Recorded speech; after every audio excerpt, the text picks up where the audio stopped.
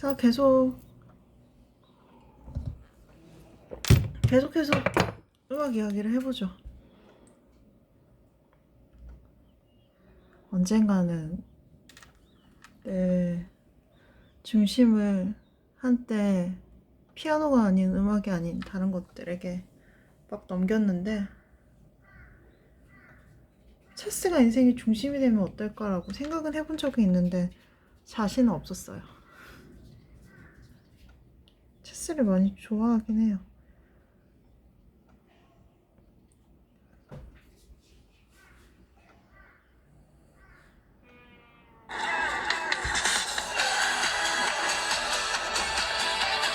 근데 체스를 예측한다는 걸 포기를 한 거죠, 저는. If you put 10 musicians in a room and ask them this simple question, 물론 키스 who 자리처럼 is the 연주하는 것도 greatest 포기했지만, living musician at this time? I guarantee you that more than one person will say Keith Jarrett. And here's why. Now, there are way too 왜 many 키스 reasons to love 자리신가? Keith and his work. He is one of the greatest musicians ever to walk the planet, period. Now, when you ask people why, they might pinpoint things like his incredible solo piano recordings where he's improvising for hours on end, or maybe his trio work, or his compositions which have become 솔로를 jazz 해도 standards, or even 멋있고 his 밴드를 해도 classical 멋있는 recordings 키스 where 자리. he's playing Bach on harpsichord. But for me, as a 클래식을 pianist, 해도 the most 멋있지만은 키스 자리에서 untouchable and 음악을 amazing 했을 때 thing 가장 about Keith, 멋지다. by far, is his use of left-hand ostinatos. Now, for those who don't know, an ostinato is a repeated musical pattern or a repeated rhythm. So something like this 그만이 할 수 있는 그만의 리듬이다. would be an ostinato, right? Or so it could be a repeated rhythm or a repeated bass line or something that's just there and rolling over and over and over. And what Keith has pioneered and mastered to a degree that no other jazz pianist has is the ability to play not only an ostinato in the left hand, but a very difficult one while simultaneously improvising with his right hand for minutes on end, and he will never drop a note in the left hand. Before I say anything else, you guys have to watch this clip. This is one of the most unbelievable solo piano performances that you will ever see. It's 5 minutes that will just blow your mind, so please watch it. So let me demonstrate what improvising over an ostinato would look like. So let me pick a simple one, and I'll try to improvise, with my right hand while I play the ostinato, and I will try not to freeze or drop a beat or screw up. All right, here it goes.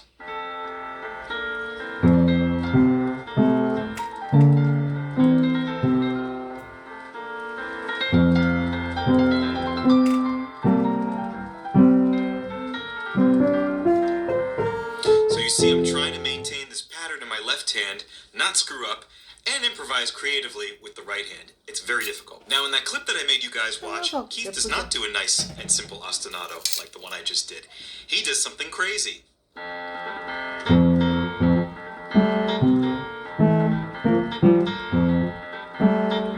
Did you guys catch that? It's this, very slowly. A nice and simple ostinato like the one I just did. He does something crazy.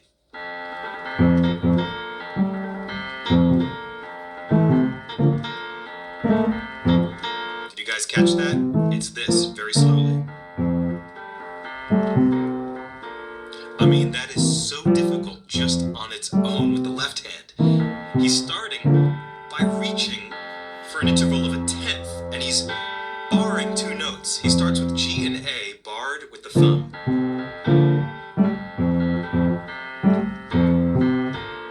And I don't have small hands, but I really have to kind of contort.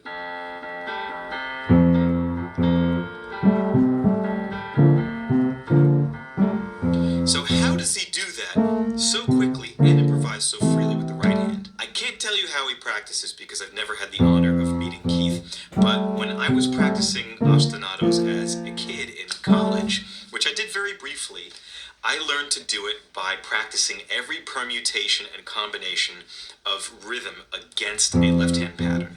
So what that means is maybe improvising with half notes only in the right hand. So something like this.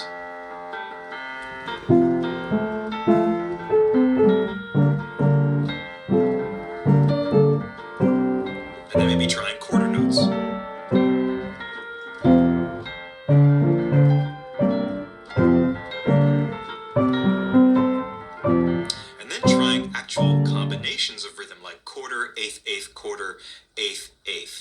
harder, maybe like this.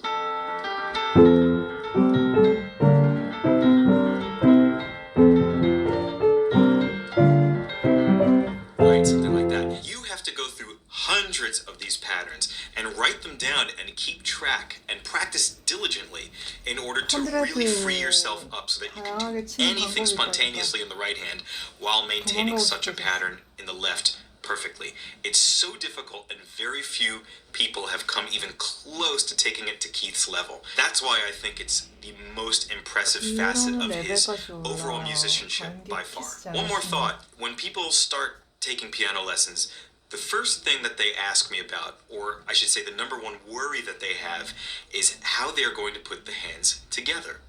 And this is generally due to a failure of understanding in terms of how the hands work together. You don't simply learn a right hand, learn a left hand, and smash them together. Your brain cannot binary process two things at the same time. So you often learn one hand first, you master it, and then you're sort of learning where the other hand works in relation to that hand. You might draw lines in the sheet music, you might look at one hand while you're trying to understand where the other locks up with the left hand. And this kind of creates a sum of the parts that you can think about as one thing. So I'm convinced that practicing ostinatos in this fashion so 열정을 갖고 연습하면 키스 잘해서 그 어떤 뭔가도 나의 것이 될 수 있다고 합니다. 믿으세요.